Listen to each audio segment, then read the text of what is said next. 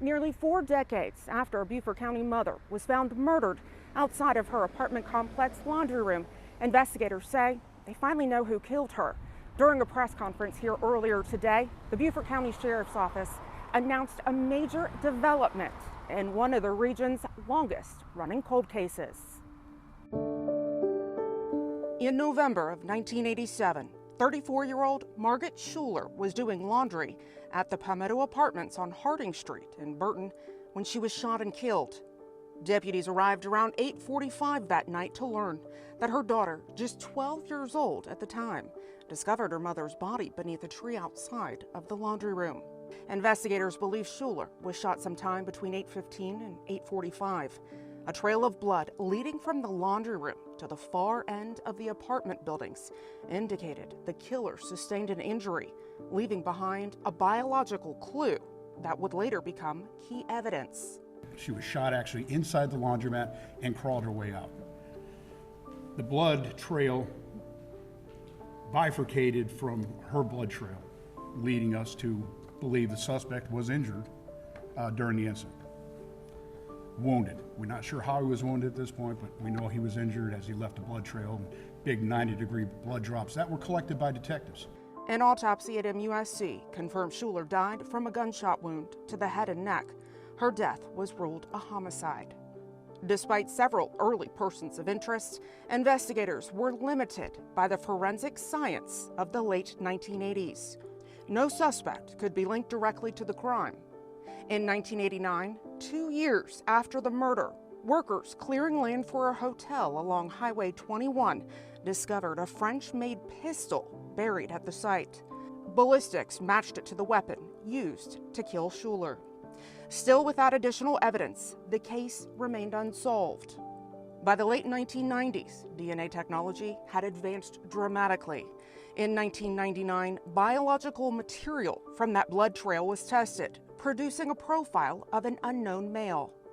That DNA was entered into Cortez, a national database used by law enforcement, and all original persons of interest were then eventually eliminated. In 2019, investigators went further, sending DNA to Parabon Nanolabs for advanced analysis.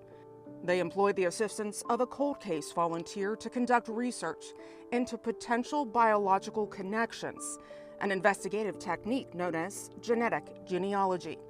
In addition, through its advanced DNA analysis, Parabon Nanolabs developed composite sketches showing how the unknown suspect may have looked at ages 25 and 55.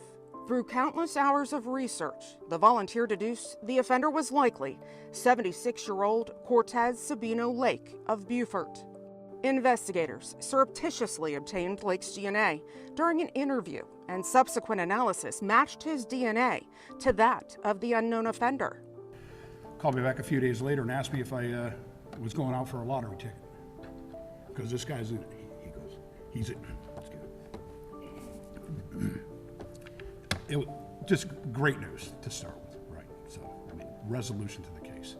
Lake lived in the same apartment complex as Schuller in 1987 and was stationed in Beaufort County with the U.S. Navy.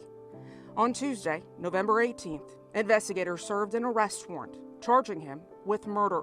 He remains in the Beaufort County Detention Center. And 1 day later, Wednesday, November 19th, the Sheriff's Office held a press conference formally announcing the breakthrough that finally brings resolution to the decades-old case. There's no perfect crime. So it requires law enforcement to use the skills that we all have, but it requires us to also look at science and technology, because science and technology is the future of what we do. Schuller's family says that the loss has shaped their lives ever since. Her husband, Joseph, still struggles with the absence of the woman he calls the heart of their family, grateful for the investigators who refuse to give up. Even solving the case after 38 years, it's very hard to deliver any measure of closure with that type of impact.